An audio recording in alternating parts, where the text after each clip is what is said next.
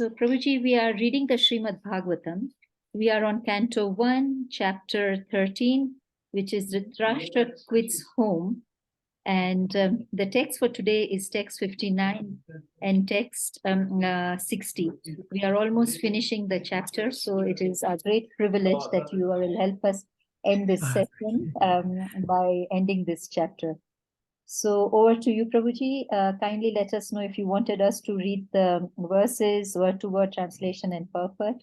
Okay, Matthew. I think just for just to take into account time, Matthew, we won't do the Sanskrit. We'll just do the translation, if that's okay, and then I'll read the purport for both the verses, and then we'll start the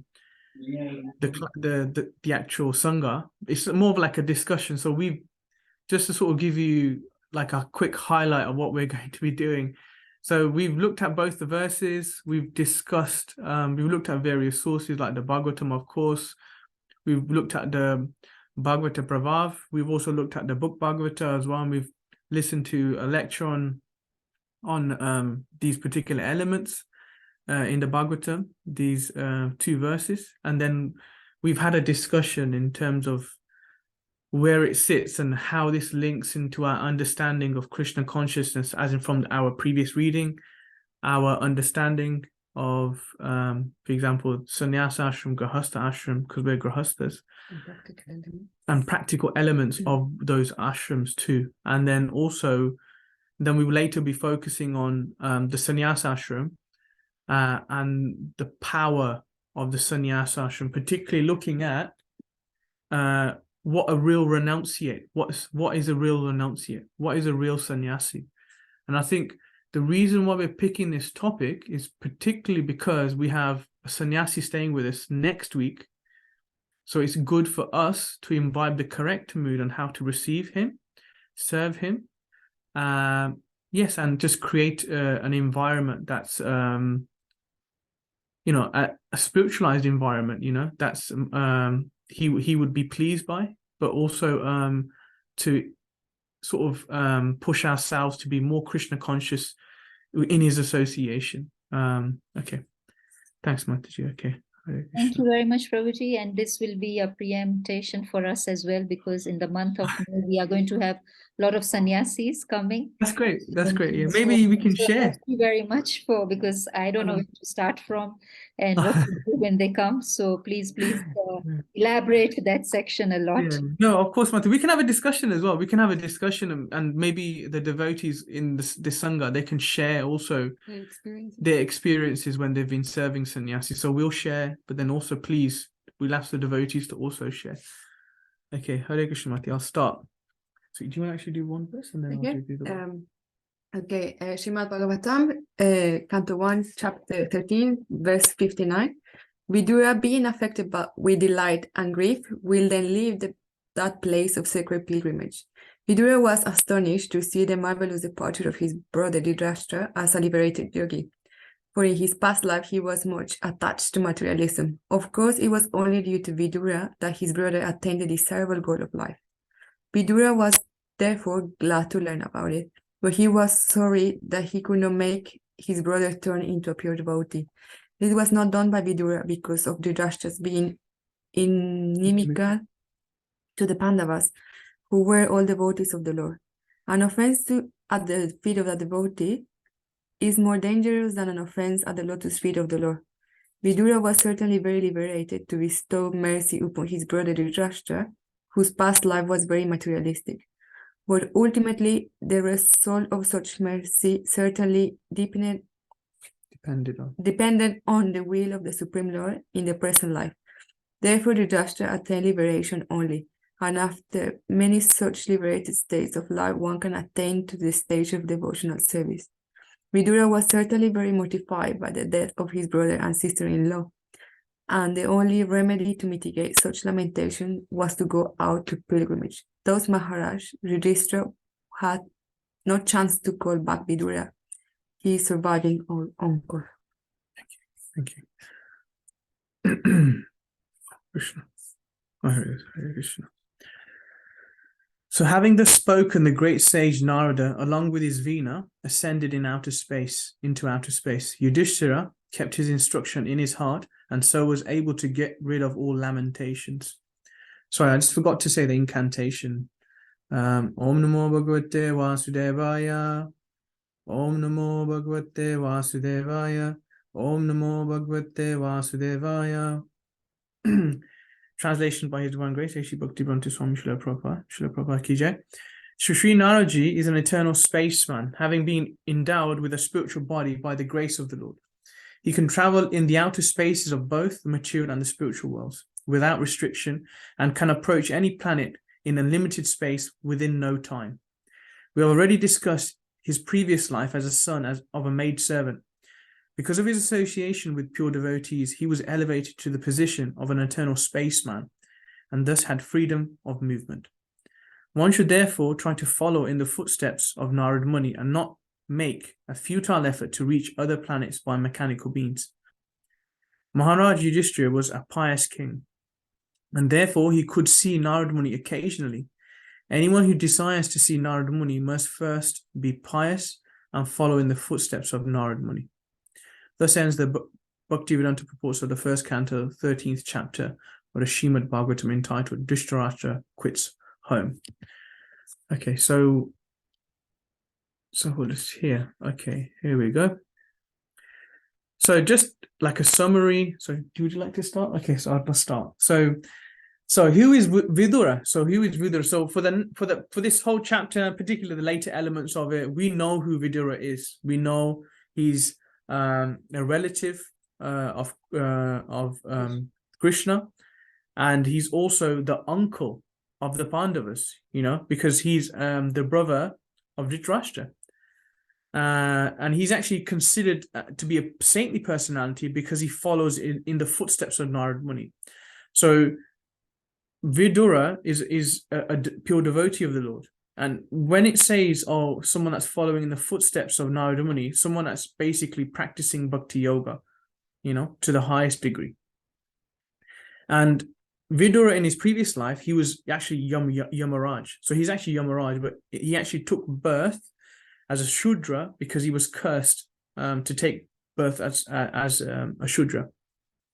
And he was actually insulted by Duryodhana, and he was called the kept son of a maidservant because he was the son of a maidservant.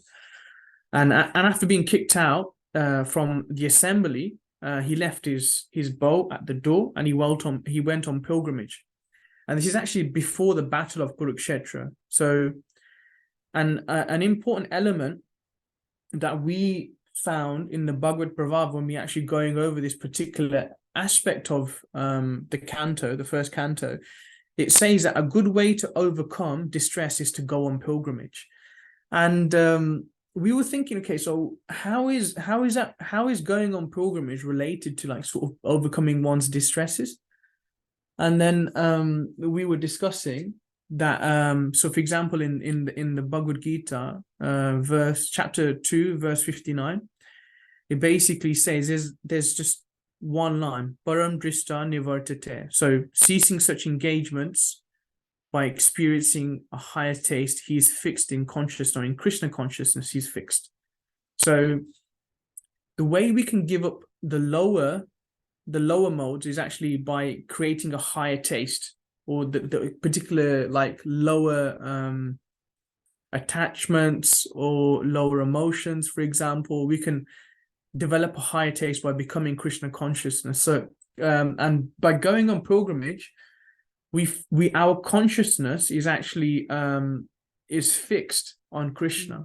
So for example, when you go to Vrindavan, we can think about, for example, the passing of a loved one, but then we can also think about the benefit that we can sort of provide them. We can pray for them in Vrindavan.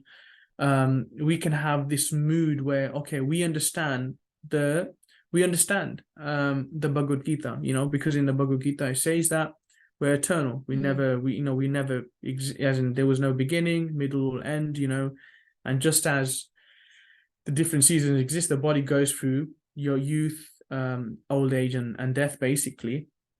And so we can understand that. So we can understand the scriptures and try to imbibe the mood of the scriptures. So that's why we thought that was particularly referring to, saying, okay, going on pilgrimage is it actually it's a good way to overcome one's distresses. You know, it's not a way to avoid. So there's a difference between avoiding, like spiritual bypassing, and there's a nice class by Mahatma Prabhu about that. And there's actually understanding the higher principles of life. You know, because our Gurma says, like, you know, death is just a change of service. You know, you know, and and I think just a point to add there, like the ultimate goal is to go on pilgrimage to the holy place, but sometimes it might not be possible. So it's stated in the nectar of instruction that we should make home Vrindavan. Vrindavan is a state of mind. So we might not physically be able to go on pilgrimage as frequently as we wanted or for different circumstances, but we have the opportunity to make Vrindavan, make home Vrindavan, and make our state of mind Vrindavan by reading, by having a nice altar, like worshipping our deities, playing kirtan associated with devotees. So that's also a way to connect and go on pilgrimage. Yes. Yeah. And whoever has been on pilgrimage, I think one important aspect for me was when I was on pilgrimage, when I was in Vrindavan, I would always try to meditate and try to visualize or capture particular moments or pictures in my mind, like Govardhan or Govind Kund or Radha Kund, Shyam Kund. I would picture them in my mind. So whenever I want to go there, I can go there in my mind, in the sense I can meditate on the visual picture in my mind. So I can do that. And then sometimes some relief can also be gained that way too, like Samantra was saying. So we're talking about, you know, going on pilgrimage. So Vidura went on pilgrimage because he was distressed, he was insulted. Instead of sort of staying, he just left. He was very detached. So after the battle ended, so this is after the Kurukshetra war, so he wanted to go back to Hastinapur to enlighten his brother Dhritarashtra and to encourage him to actually leave the palace and prepare to die, because his death was imminent, because he was already old age. He was already in old age. He had no sons left, you know, so it was just himself and Gandhari, his wife. That was it. So he was trying to encourage him, like, you should, don't be like a kept dog. He said that, don't be like a kept dog in you know, being taken care of by your nephews. You should leave. And this is really something that we picked up, and I think we use this particular element to sort of drive this Sangha now. So I'll let Samantra carry on from here. Yes, sir. Yeah, so he basically was encouraging him to leave the palace and prepare to die. So yes, and he when we read verse 59, we read that Vidura was feeling what was the keyword that he used? He was pleased. He was pleased. It was not the exact word, but he was go back. So he was delighted, and he was affected with delight and grief. So he was delighted because Dhritarashtra heard his advice. So he renounced and he left. So he focused on, he stopped being concerned about material life, and he started focusing on spiritual life. So that's why he was delighted. But at the same time, he was a bit distressed because he didn't become a pure devotee, but he will have another opportunity. So Vidura met Dhritarashtra and encouraged him to leave. So he left home. And here, one of the main points that is important to highlight is that the purpose of a saint, in this case Vidura, visiting householders, is to only enlighten them and not to enjoy the opulences. So Vidura, arrived to the palace, Dhritarashtra's palace. He could just enjoy all material life he could have wanted at that particular moment. But his main objective or the purpose of that visit is just to share spiritual knowledge. So it's what he did. So he's the first example like that we have, like what's the purpose of a sannyasi or a saint or a sadhu, is to share knowledge, to enlighten us in spiritual life.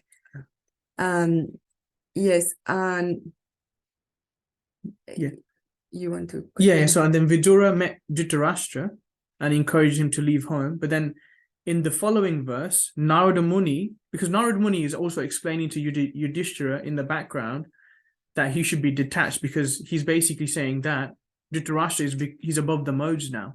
He's liberated. So even if you go to him, he's not going to listen to you. So don't try to bring him back either. This has been covered in previous classes. So we have two saintly personalities visiting householders, So Vidura meeting Dhritarashtra, and you have Narada Muni meeting Yudhishthira, right?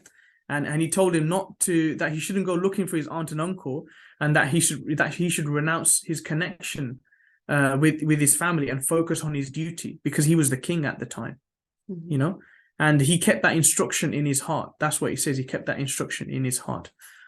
And the main point that we felt from that is to renounce according to the ashram. To renounce according to the ashram. So Dhritarashtra, he was like a grahastha, and he was told to renounce, and to leave. So Vanaprasth, and then basically leave the planet, right?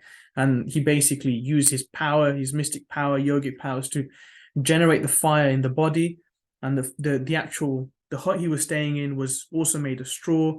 So he basically ignited the body, he ignited the house, and then Gandhari, she actually jumped into the fire, because that's what a chaste woman would do back then, in that time. They don't do it nowadays. Maybe 500 years ago, some cultures adopt that in India, but it's not.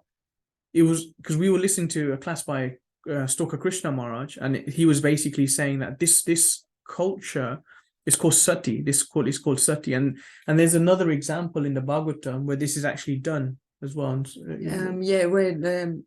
Yes, I think it's in Canto 5 of the Bhagavatam. We learn about the story between Lord Shiva and Sati, where Lord Shiva is insulted by his own father-in-law. He's not accepted in the fire. They're having a sacrifice, and Lord Shiva walks in, but he's not very well received by his father-in-law. So Sati is not very pleased with this. So the situation evolves. Sati wants to go and see his father. Lord Shiva suggests not to go, because she's going to be upset by her father's behavior. So at the end of the day, at the end of the story, Lord Shiva dies, and Sati, because she's a very chaste wife, she follows according to Shastra. Whatever happens to the husband. Whatever happens to the husband follows on this. The example of the husband, he was very elevated. We know Lord Shiva is very elevated personality. So she walks into the fire sacrifice, and lives at the same time as Lord Shiva. So this is an example also of how a chaste wife should behave according to Shastra, but we should not try to replicate Shastra, that in Shastra. that was some time ago. Yes. Yeah. And Stalker Krishna Maharaj is saying that that a lot of women would be forced to do it back in the day, but now it's all totally stopped, so we don't actually do that. So when the husband passes away, the wife carries on her normal Krishna conscious duties. So that point that we're trying to go back to is that is renunciation. So according to the ashram, we should renounce, and in the sannyas ashram, there's a nice sort of nice point that Keshav Maharaj makes in his book Bhagavata, and he says sannyasis renounce the small world of family life to embrace the entire world as their family, and an example of this is Vidura and Narada Muni. So, and initiating gurus. So we have initiating gurus in ISKCON. We have other us ISKCON sannyasis. So they depend totally. So this is another sort of element of the ashram as well. So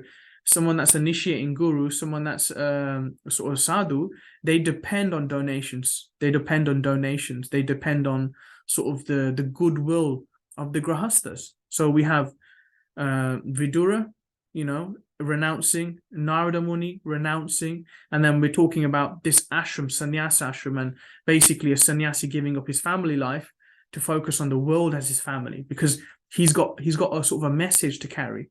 And in Krishna consciousness, especially in our sampradaya, our mood is to spread Krishna consciousness, is to spread it, not to just be a sadhu, is not to be a bhajana nandi, is to be goshta nandi, you know, a goshta nandi, someone that preaches. So that's the purpose of ISKCON is also to preach. And basically, grahastha ashram is different to sannyasa ashram, because in the sannyasa ashram there's no enjoyment, you know, it's everything's done for Krishna, you know. Yeah, as in basically yukta vairagya to the highest degree. Whereas in the grahastha ashram, there's regulated enjoyment.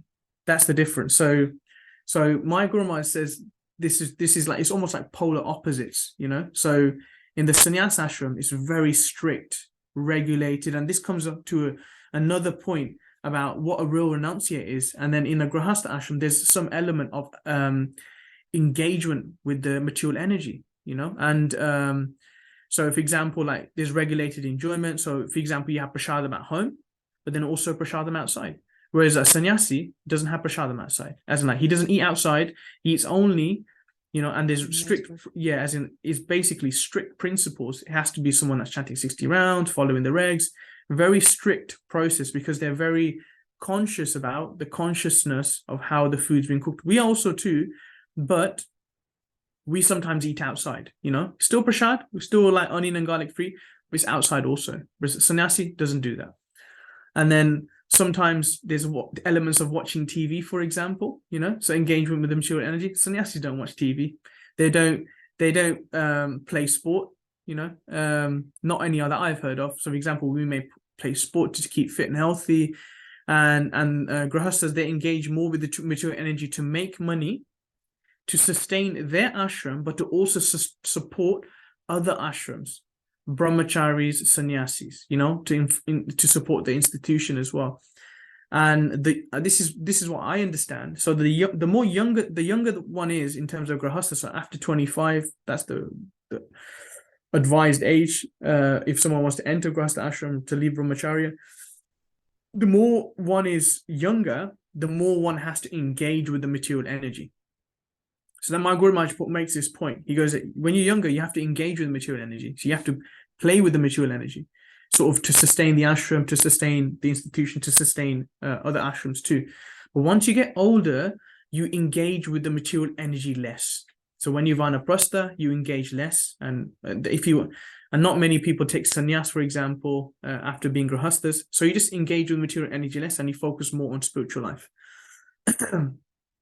And this is a nice, something nice that we also picked up from Krishna book as well. And this is Samantra will talk about this one, because she found it and she liked reading it.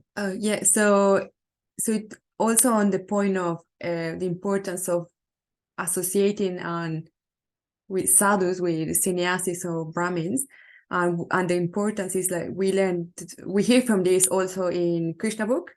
So it's Canto 10, right? Canto 10 Canto 10 of chapter 8. Yeah. Canto 10, chapter 8 of Bhagavatam. So when Krishna is born and he is Nanda Maharaj house, so they want to find they want to have their astrology read to get to know Krishna's future. So Nanda Maharaj is suggested to go and visit the family priest, who is Gargamuni. So Gargamuni comes to Nanda Maharaj's house, and Nanda Maharaj receives Gargamuni, and he receives he's an example of how we should receive a saintly personality. So I'm just gonna read exactly how it is in the text. So it says, Nanda Maharaj received Gargamuni with the feeling of one who is worshipping the supreme personality of Godhead. He offered him a nice sitting place, and when he sat down, Nanda Maharaj offered him a warm reception. Addressing him very politely, he said, "My dear Brahmin, your appearance in a householder's place is only to enlighten. We're always engaged in householder duties and are forgetting our real duty of self-realization. Your coming to our house is to give us some enlightenment about spiritual life. You have no other purpose in visiting householder." And it says, actually, a saintly person or a Brahmin has no business visiting householders who are always busy in the matter of dollars and cents. The only reason saintly persons and Brahmins go to the place of householder is to enlighten him. So here there are two main points of how we should receive a sannyasi, a saintly personality. So because sannyasi is representation of the Supreme Personality of Godhead, we should not treat them differently. So upon arrival, what we been trying to do here in ISKCON Birmingham is we offer it. It might not be accepted by the sannyasis, but we should make an attempt to receive in that fashion. So they arrive, you welcome them, you garland them, you try to offer arti. If they accept If they accept it, they might say no. Most sannyasis do not accept it. They do accept the garland. Once they walk in, you offer them a seat to sit, and you offer to wash the feet. Most of them will joke and they say, "No, thank you. I had a shower in the morning," but it's nice etiquette to go and try to serve it. So just, I'm sure everyone knows, but only Prabhus are allowed to wash the feet. Sannyasi separation, and wife or mataji just can assist by holding the towel or passing items. And after this, you wash the feet, the lotus feet, dry them, and then you offer them a drink. They most likely will accept it. You can offer some prasad, like prasadam, depending on the time of arrival. And after that, you offer them to wash the hands and a place where to wash the mouth. And and we have to remember that when a sannyasi comes to our house, it's not for our entertainment, or we're not there to entertain them. So we should be very flexible and try to meet the needs and just ask them how we can serve them. And most of them, they use one quiet place, somewhere to do the reflections, the preaching services, and we use there to support that service. And and just following, going back into what is written in Krishna book, is also, there's a question asked, why don't the householders go to a saintly person or a Brahmin from enlightenment? Why we don't go to see them? So the answer is that householders are very poor-hearted. Generally, householders think that engaging in family affairs is the prime duty, and that self-realization or enlightenment spiritual knowledge is secondary. Out of compassion only, saintly persons and Brahmin go to householder homes.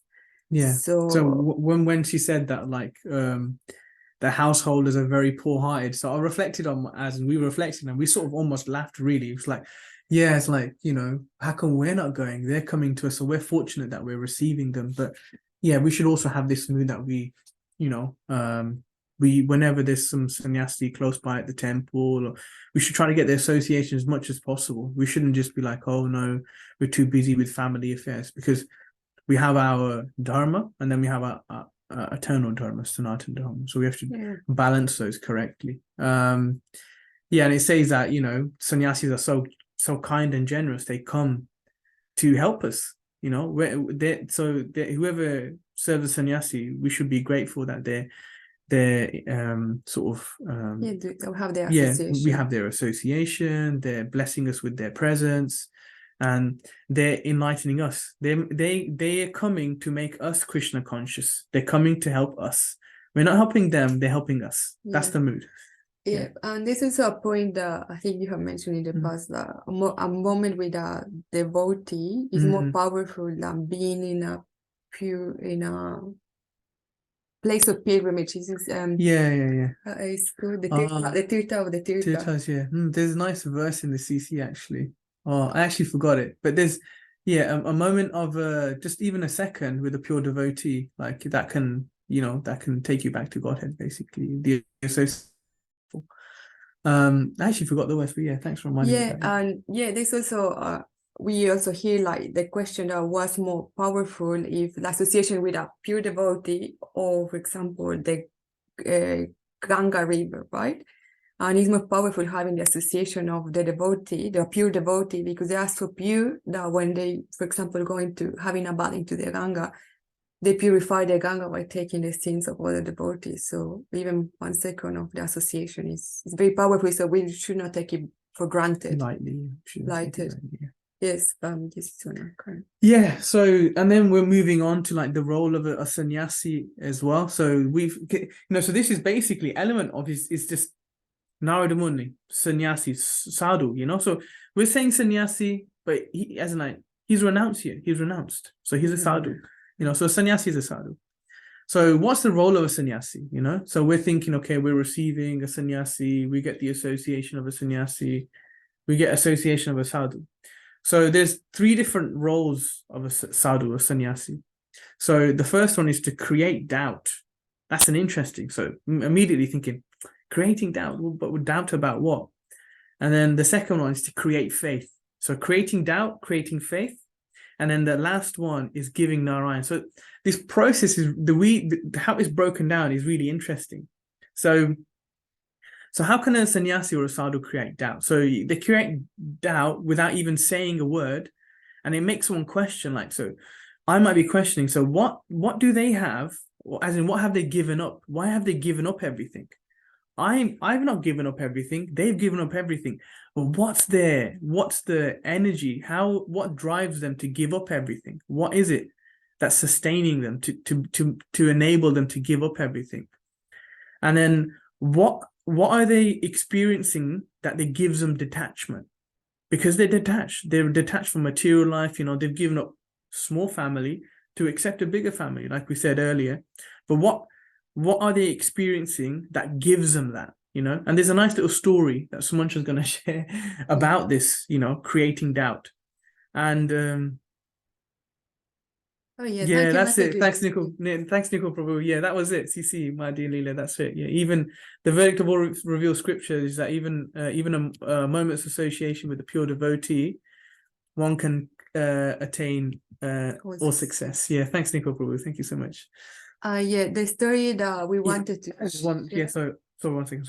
Sorry. And there's one last point. So in terms of like, so we might be working very hard. We might be working very hard for like a particular goal in life.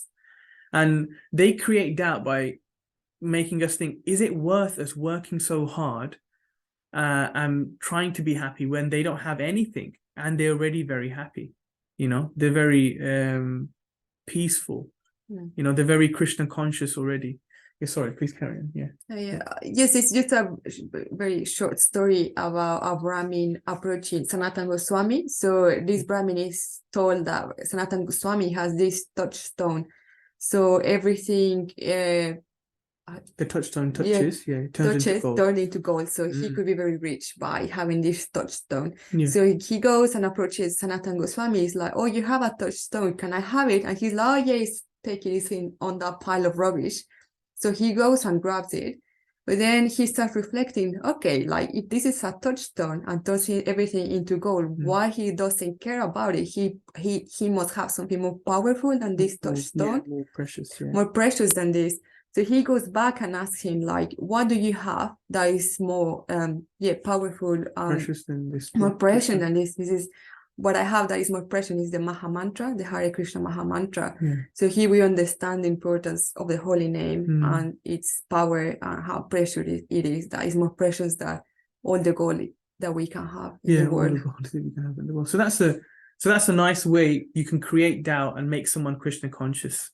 And Narada Muni has done that so many times. He's created doubt, and through that doubt, he's made pure devotees. So we were discussing like maybe, okay, how many personalities has Narada Muni spoke to and turned into pure devotees? But before we go forward, like I remember someone asking this question to me, as into a group, and they said, who's the topmost devotee? And I was like, okay, topmost devotee, Vidura, or we can have other personalities. And one senior devotee said Narada Muni, and I was like, why did he say Narada Muni? I was like, Narada Muni is the topmost devotee. And then after many years, I understood why he is the topmost devotee and why he picked him, because he's actually turning people into pure devotees. He's turning them into pure devotees. He's blessing them, he's basically made pure devotees like Prahlad Maharaj, Dhruva Maharaj, and Valmiki, Yeah. and We have, for example, the story of Daksha's sons. He had like yeah, 100 hundreds of sons. thousands, and all of them turned to be like Brahmins. Like they decided to take the path of renunciation rather than Yeah. involved in creation.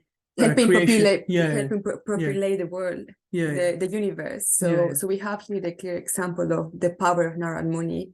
yeah, Um, exactly. So that's the power of Narad Muni in creating pure devotees, and this is why I also believe that Narad Muni is the topmost devotee, 100%. And there's some nice points that were mentioned about the third aspect, about giving Narayan. So the second aspect of a sannyasi is creates faith. He creates faith. So he creates doubt by his behavior, how he can be so detached. He can still be happy. And the other elements that we discussed, right? And by having a real treasure, And the second one is creating faith. So he creates faith by inspiring confidence. He's very strict in his practice, and he has spotless character, and he has a selfless disposition. He is very selfless. Like we said, a sannyasi comes home, he's coming to help us. We're not, he's helping us. We're not helping him. He's helping us. So it's very selfless of a sannyasi to bless us, And it's like what Nico Prabhu was saying, that even a moment's association of a pure devotee guarantees all success. So we should be very grateful that we're getting this opportunity. So it's very nice. And this basically, this creating faith, the way they behave, the confidence, their strict practice, their spotless character, and their self-disposition, it inspires people to place their faith in the relationship with God as well. Because this personality has placed their faith in a relationship with God. So we can also do that. It inspires people to also do that. And then the last one is giving Narayan, So this refers particularly to Narad Muni, right? But everyone, like Krishna Upadesh, Jaradeka, there's another one. Nico probably can help me with this, as in like wherever you go, we just speak about Krishna, and that's giving Narayan, So that's one of our services as well, is to preach Krishna consciousness, to preach about Krishna. And anyone that's like basically read the scriptures, is practicing bhakti yoga, they can preach Krishna consciousness, in their own way. It doesn't have to be, in a particular way. They can preach to their group of people, their family members, to people who they get along with. It doesn't have to be a particular group of people. It can be anybody. So Narad Muni. So this is basically about giving Narayan. So Narad Muni, the name Narad Muni actually means one who gives Narayana to others. So one who gives Krishna to others, And countless times, he's actually inspired others to practice Krishna consciousness. So we talked about, all the different personalities already. And there's another meaning of Narad Muni's name, and it's actually Deva Darshan. So, and there's three elements within this, or three meanings in terms of Deva Darshan. So one who has, actually no, it's not. That's basically, sorry. There's three meanings of the name Narad Muni. Narad Muni, yeah. So one is one who is giving Narayan to others. The second one is one who has seen God. Which is basically Deva Darshan. Deva Darshan. He's had Deva Darshan. So Deva Darshan means one who's seen God. And what is that one? Getting Naradas. Yeah. So from actually getting Narad Muni's darshan, we can actually understand that as actually getting the Lord's himself's darshan, right? And to see a pure devotee is equivalent to seeing God, because that pure devotee is carrying Krishna with them wherever they go. And then the last one is Deva Darshan. so that's Deva Darshan's triple meaning. So the last meaning of Deva Darshan is seeing Narad Muni is as good as seeing the demigods. So we understand. So Narad Muni, the first one is one who sees Narad Muni is good as seeing God, and the second one is is having Narad Muni's audience is good as getting God's audience. And then the last one is seeing Narad Muni is as good as seeing the demigods. So, so Narada Muni is a really important personality, and so, sometimes, people ask me like, oh, about seeing God, it's not about seeing God. So, okay, if there's any personality that I would like to see Narada Muni, like, because he's connected to Krishna so much, and like just getting the darshan of a pure devotee like him, everything's connected to him, so yeah. And I think another very nice point about Narad Muni is that when we start reading the Bhagavatam, we hear that Narad Muni instructs Vyasadeva on how to compile the Srimad Bhagavatam.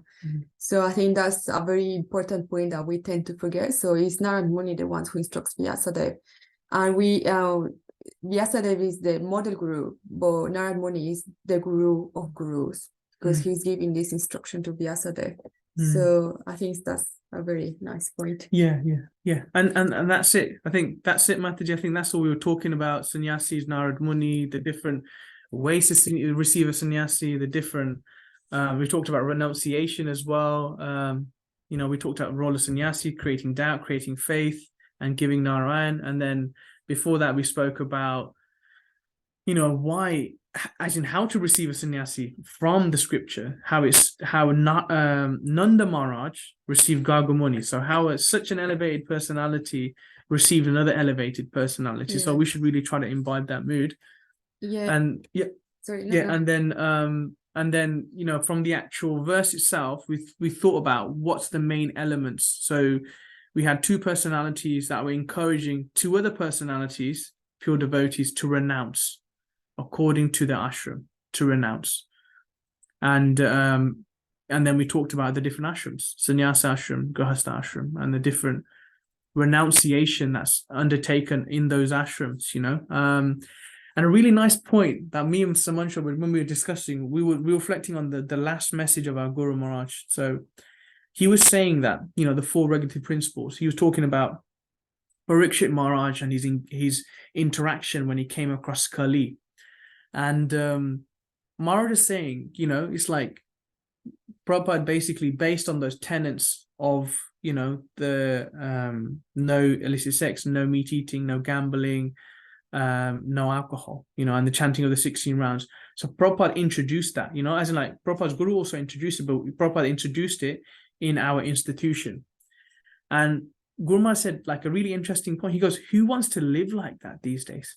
Who wants to live like that? Who wants to live such a sober life? Not many people want to live such a sober life. And yeah, we were just discussing like how everything outside is just like so material, or the like, I was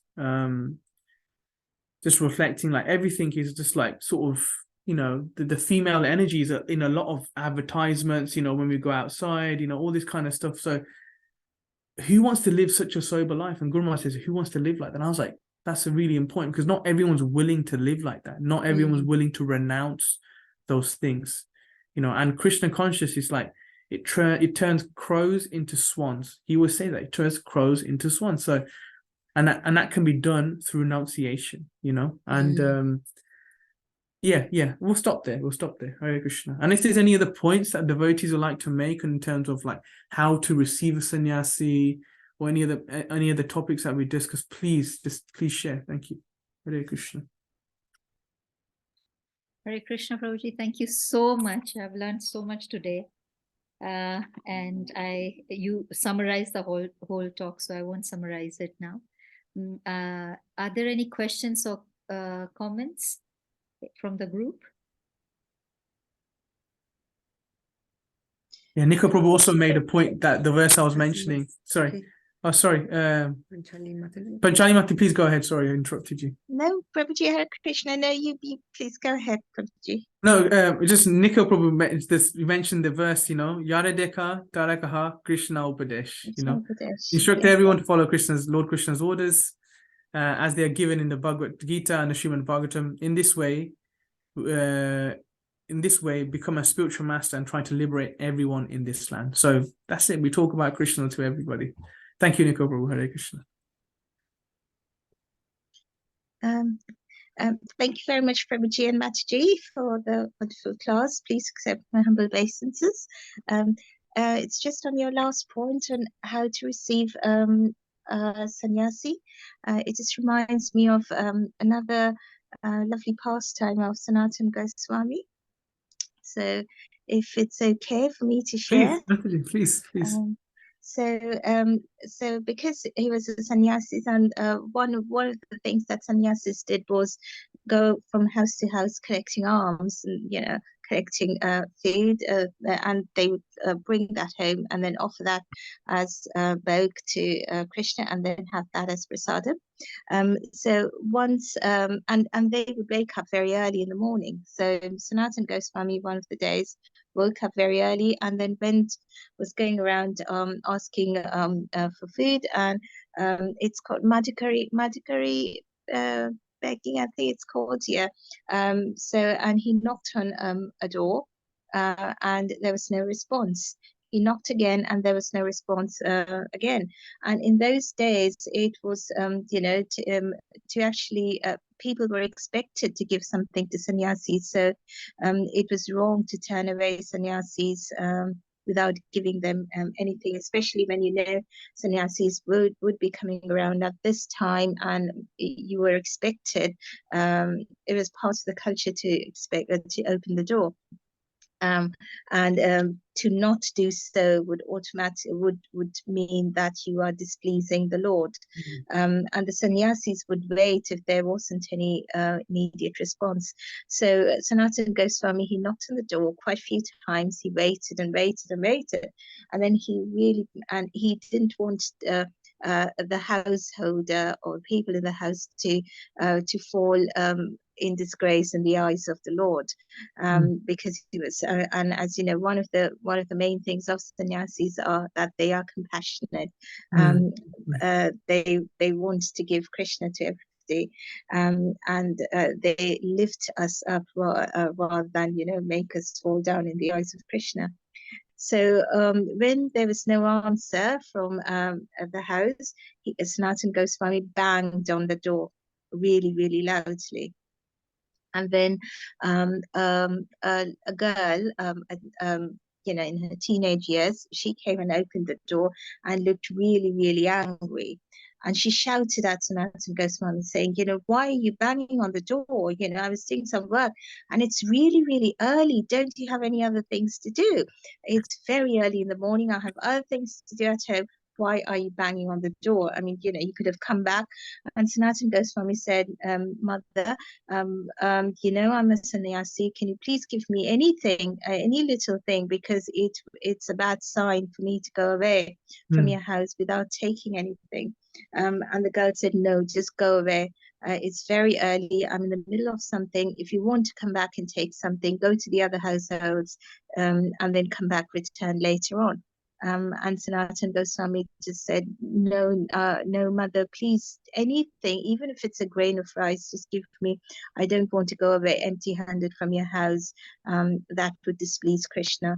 So the girl really got very angry. She said, I can't give you anything. She went inside the house and came back with a really dirty piece of cloth and just threw it at Sanatana Goswami and said, this is all I have.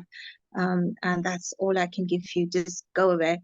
Sanatana Goswami received that dirty piece of cloth, and he just stood there dumbstruck. He embraced that dirty piece of cloth and he started crying.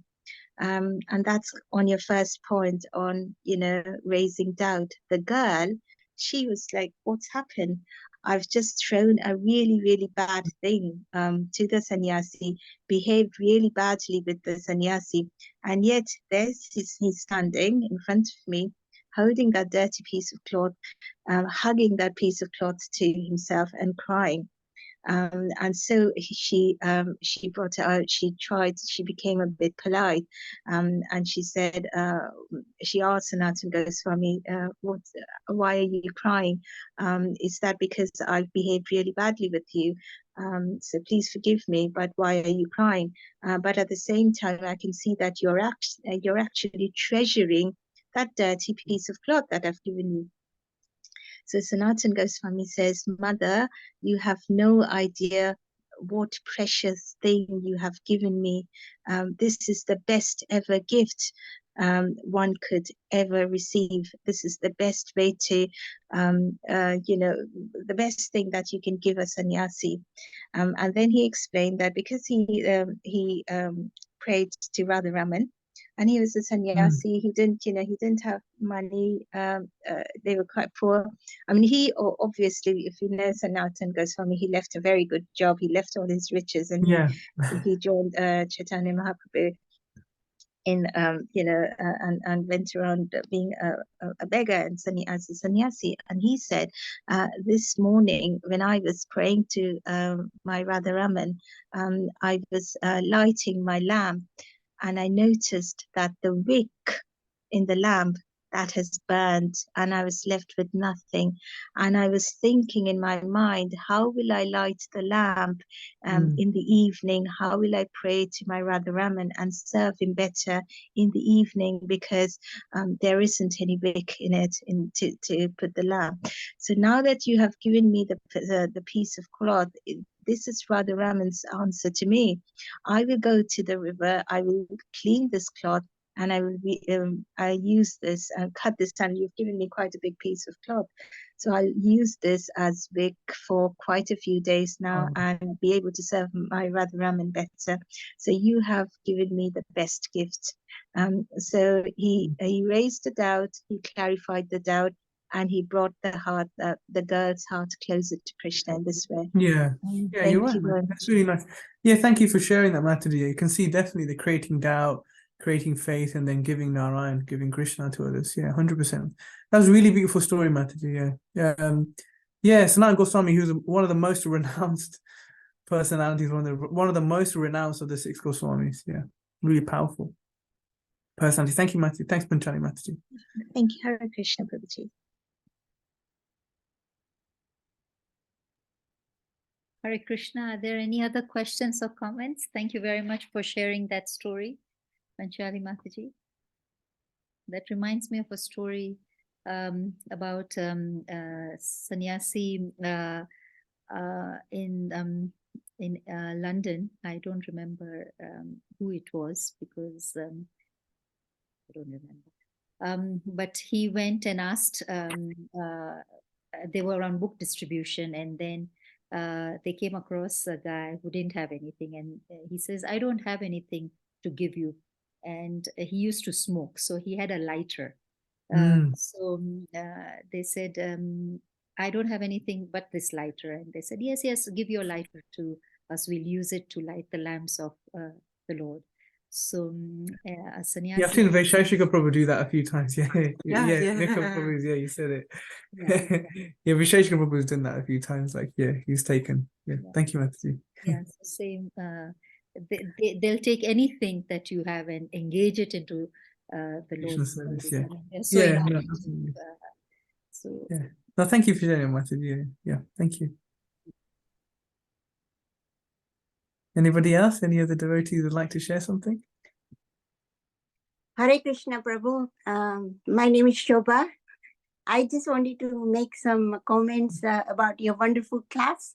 Oh, thank you. Like you said about sannyasis, like I have opened my mind as well. Because I was once listening to Srila Prabhupada, and when he took sannyas, he said, I've lost 3 sons, but I have gained 300 more sons. So that really sort of touched me. And, I try and sort of, because I am at that kind of stage where I need to sort of step back from the attachment to the material world, Yeah. And another thing that really strikes me is like, the character of Vidura, because throughout the life, Dhritarashtra was very nasty to his brothers and family. And yet, towards the end, Vidura was very compassionate to Dhritarashtra, and he was, thinking how he could, make his life better at the end. So if it had been someone like me, if somebody was nasty to me, I would have developed a lot of grudge against that person. And so that is something. Yeah, us too as my Mataji. It's difficult. not to be Yeah. on the bodily platform. 100%, I'm 100%, I would be also, Mataji, yeah, 100%. Yeah, so that these are wonderful things to learn from our, Krishna consciousness. And another point you made is how to receive a sannyasi. We would think that if he comes to our house, we are doing the seva and we are doing them a favor, but it's them who are doing us a favor. Yeah. And also the points you made about Narada Muni, how elevated soul he is, and that has also improved my impression and my knowledge about Narada Muni. So thank you, Prabhuji. No, thank you, Mataji. Hare Krishna. Thank you so Yes, much. Hare Krishna. Yeah, I was going to share this one quick story actually. This is Birchandra Prabhu. He came to Birmingham a few years ago. This is actually, and we were having a sangha with him at one of the senior devotees' house. His name's Mayapur Prabhu. And we were just discussing, and he asked a question to the audience. He goes, "How would you receive Krishna if Krishna came to the door right now? How would you receive him?" And I was like, I don't know, I pay my obeisances to Krishna, I tell him to come inside, take a seat, like all these different elements. And I made mistakes, so many mistakes.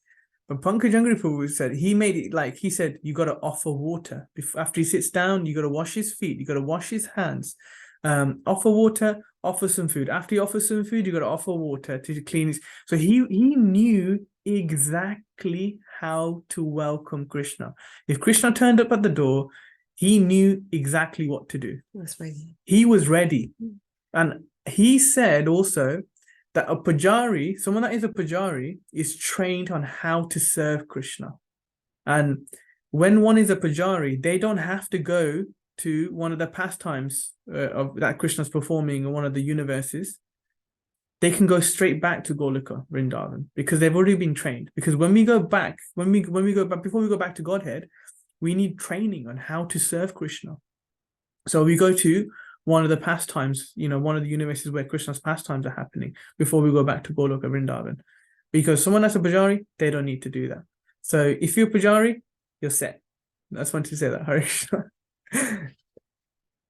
Yes, so much, please go ahead, Jim. It's something very short related to Mataji's comment on Narada Muni, like how detached he was. And we also learned from Canto 5, like Daksha was trying to populate the universe and having many sons. So he has these different sons. When Narada Muni goes and says to them, like, why you don't take a renounced life? And all of them say yes. And then Daksha had more kids trying to help with the procreation. And again, Narada Muni turns up and convinces them to have a renounced life. So Daksha was so angry and he cursed Narada Muni that he cannot stay in one place, that he will travel all around the world, like he don't have a fixed place.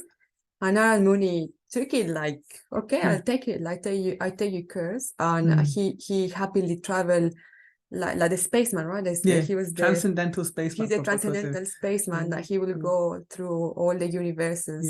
Move freely, just to preach.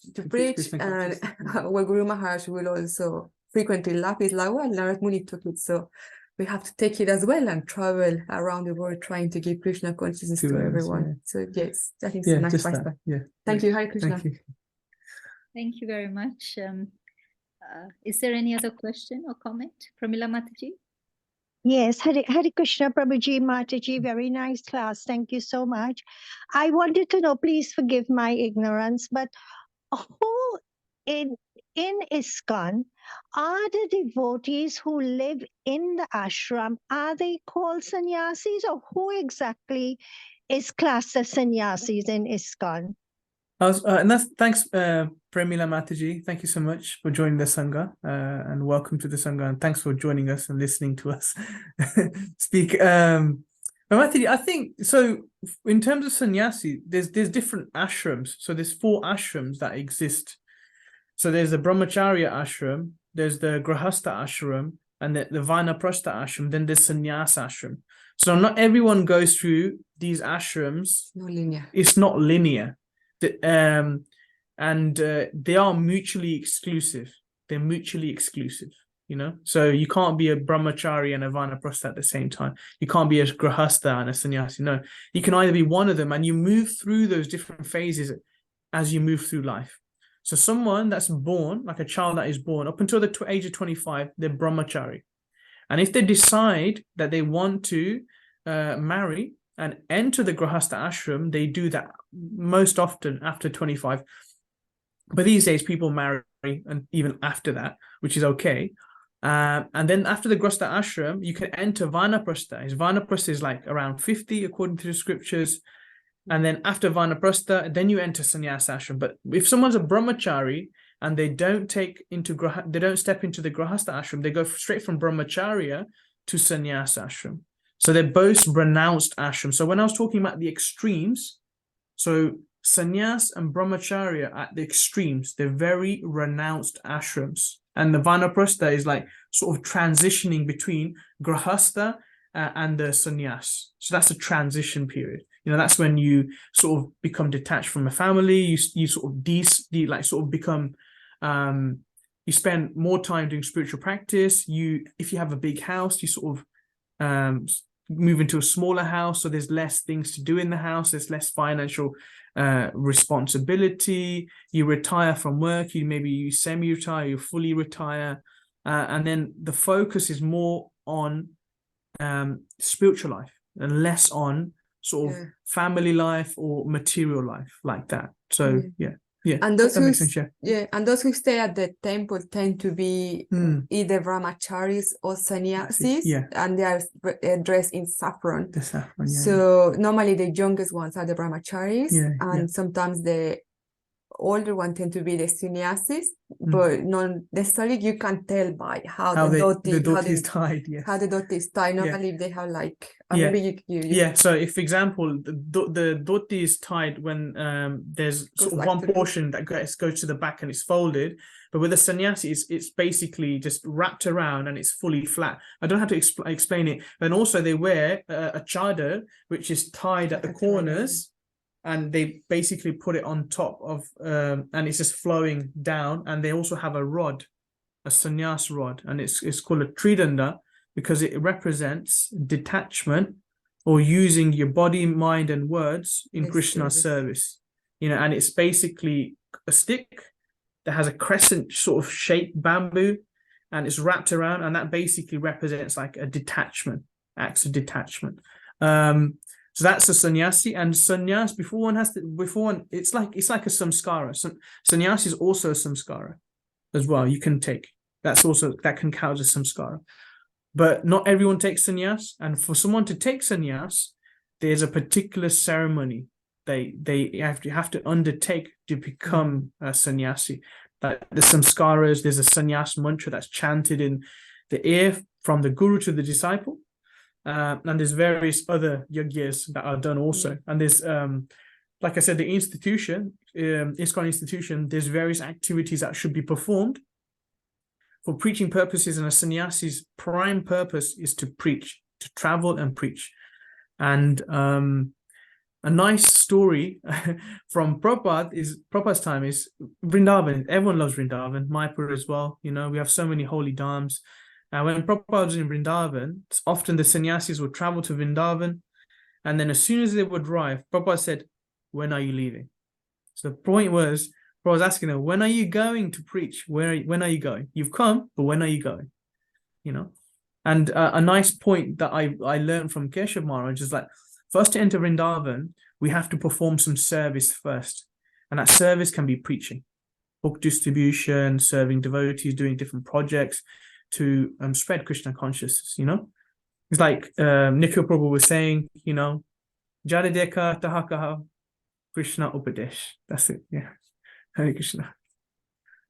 Thank you so much, Prabhuji. So people, sannyasis are like Radhanath Swami and Keshava Maharaj. That's right. Super. And Prabhu, just to say, in our discourses, we've been told by one of the Prabhus, and I forgot his name. I don't know if it's Vidura Prabhu, I can't remember. But he says, Srila Prabhupada saw Narad Muni when he was giving discourses in London. I think he probably more than one time attended. Yeah, I'm not surprised, Mataji. I'm not surprised, Prabhupada saw Krishna too, so, I'm not surprised, Prabhupada's like, pure devotee. came to save us all, you know, spread Krishna consciousness. So such an elevated personality, like I'm positive Prabhupada saw in Narodmani too. Yeah. Thank you so much. Thank you. Thanks, Premila Mataji. Hare Krishna. I know we have exhausted our time, but I'd like to share two things. It's a good idea to go to the Thank you. Dham, because at the age of 60, I went to the Dham, and I never thought of doing that ever before. Because now that I've gone and come back, when they say Shyama Kund, Radha Kund, you get the picture. Now you know the Dhams, you know Mayapur, you know. Yes, yeah, Mataji, absolutely. And you can be in the Dham just by thinking about the Dham. So Yeah, that's it. Yeah. Really resonated very well with me. And then second thing is, because Shobha Mataji is here, we went in Jagannath Puri door to door to distribute books and knocking at doors, and some people disappointed us. And what we had was Prabhuji gave us a sticker of Jagannath and a sweet and a book. So we first gave the sticker, and then we gave them the sweet, and then we gave them a book, and then we said, give us something for this. And they would take everything and say no. Then I'm not compassionate, so I said, okay, give me the sweet back. And she really nice. And she said, no, leave the sweet and everything with them. If they don't want to give, it's okay. But now that she's well, it's nice, Mataji. It's a good mood to have, you know, especially if you're in the Dharma and you're trying to spread Krishna consciousness there too, you know, like, yeah. Yeah, but I wanted to take the sweet back because they didn't want to give the money or they didn't want to give the Lakshmi for the books. Yeah. That was not right. Okay. Yeah. No, it's okay, Mataji. You know, sometimes we try to encourage them. Sometimes we try to encourage them to give something. And it's a nice service that you did, Mataji, on your first time there. Absolutely. And in the sweet shop, I asked, okay, if you can't give me money, give me sweets so that I can distribute. That's very beautiful. Okay, anyway, so we have we have exceeded our time by 13 minutes, and I'm really sorry for that. I will request Prashanatma Prabhuji, is it possible for you to end this session, Prabhu? Hare Krishna.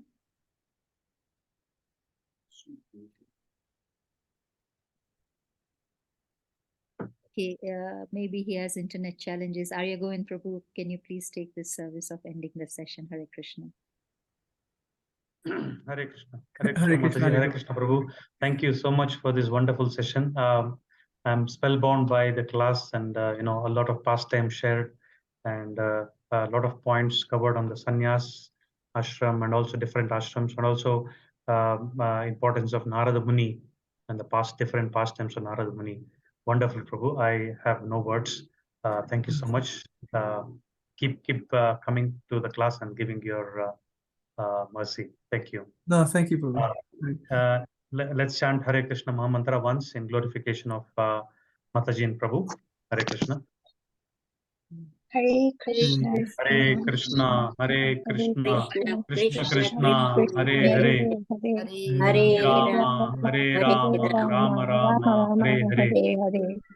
Vancha kalpatarubhyasya Kripa sindhubhyeva cha patitanam pavanebhyo Vaishnavebhyo namo namaha.